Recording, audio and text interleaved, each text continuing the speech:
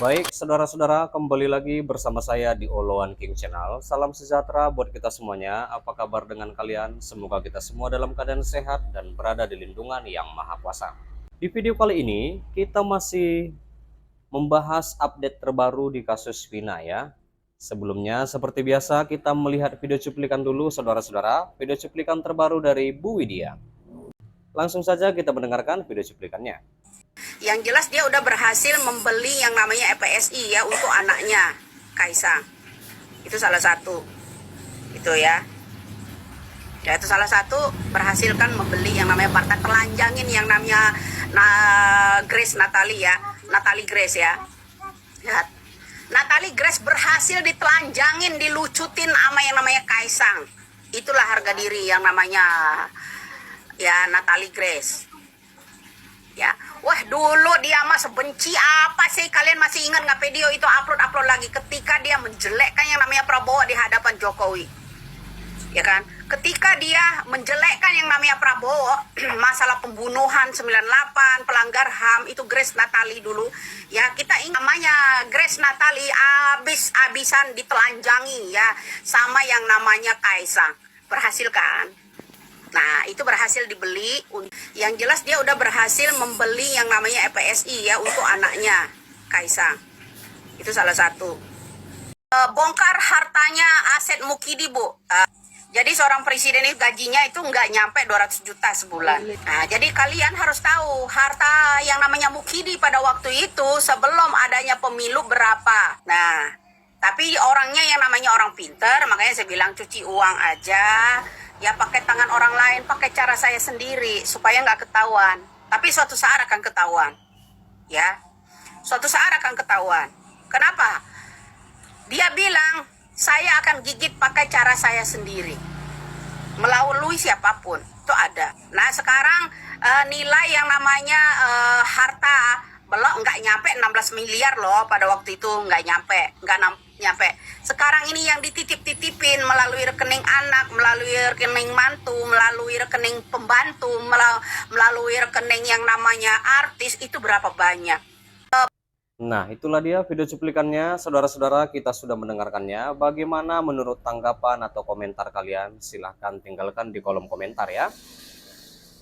Nah, di sini juga dikatakan bahwa untuk update terbaru di kasus Vina Eki Cirebon, di mana babak baru kasus Vina itu setelah beberapa bulan nasib para terpidana ya tidak menemukan titik terang, kini kasus Vina Cirebon memasuki babak terbaru. Adapun babak baru ini dimulai setelah isu Sudirman mulai melawan di dalam kasus Vina Cirebon. Menurut mantan Kabareskrim yaitu Komjen Pol Purnawirawan Pak Susno Duaji ya, itu di kasus Vina Cirebon sebentar lagi tamat setelah Sudirman melawan. Diketahui saat ini Sudirman mencabut kuasa hukum dari pengacara yang ditunjuk Polda Jabar dan balik untuk melawan ya. Lalu Sudirman melalui kuasa hukumnya yang baru ya dari Pradi, kini ikut mengajukan peninjauan kembali bersama 6 terpidana lainnya. Di mana mantan Kabareskrim yaitu Komjen Pol Purnawirawan Pak Susno Duaji mengatakan bahwa kasus Vina Cirebon sebentar lagi selesai atau tamat. Hal itu setelah Sudirman mencabut kuasa hukumnya dari pengacara yang ditunjuk Polda Jabar dan Sudirman pun balik melawan ya.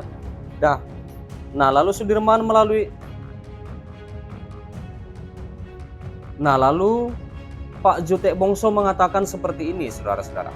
Tidak pernah memukul siapapun, tidak melakukan apapun. Dan dia tidak ada di peristiwa itu. Itu mengakunya dia, kata Pak Jutek ya. Nah, lalu pengakuan Sudirman itu, kata Pak Jutek, selaras dengan 6 terpidana lain yang juga mengaku tidak ada dalam peristiwa tersebut.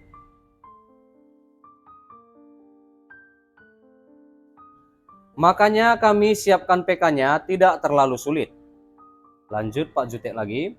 Nah, lalu menurut Pak Jutek Bongso, saat ditemui di Lapas Benciu Bandung, saudara-saudara, di mana bicara Sudirman memang seperti orang normal pada umumnya.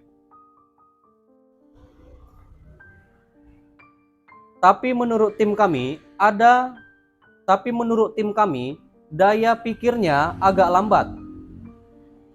Contoh ketika kita cerita sesuatu dalam waktu beberapa lama, dia lupa apa yang dia katakan dan dia bisa berubah lagi. Iya, kata Pak Jutek Bongso ya, mungkin tidak seperti manusia normal ya, saudara-saudara, untuk berpikir. Nah, lalu Pak Jutek juga mengungkap adanya saksi baru yang melihat Sudirman di malam kejadian.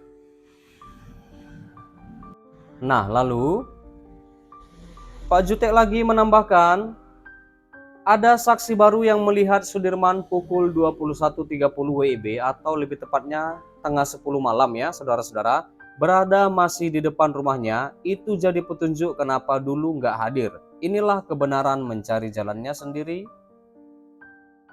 Menanggapi hal itu, Pak Susno Duaji semakin yakin kalau peristiwa pembunuhan Vina dan Eki memang tidak ada. Sudirman sudah mengaku tidak ada di tempat kejadian, berarti kan kejadian itu sama sekali tidak ada, kata Pak Susno Duaji. Apalagi kata dia, kesaksian juga tidak ada, baik saksi mahkota dan saksi yang melihat langsung juga tidak ada.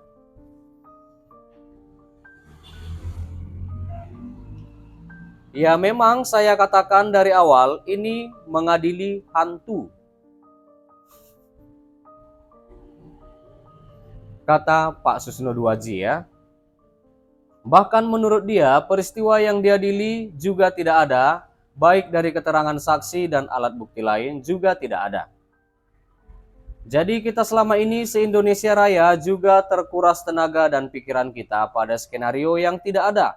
Kasus nyatanya tidak ada, kita mengadili skenario. Iya, lanjut Pak Susno ya, saudara-saudara. Nah, lalu Pak Susno juga mengatakan, dengan pengakuan terbaru Sudirman, Pak Susno tak ada lagi alasan bagi pendukung Ibtu Rudiana. Sudahlah, kalau Sudirman mengaku begitu, tidak ada lagi cantolan dari kaum Bani Ingkrah. Sudah tamatlah filmnya, sudah selesai ini. Susno Duaji juga bahkan meyakini PK para terpidana akan diterima oleh hakim ya.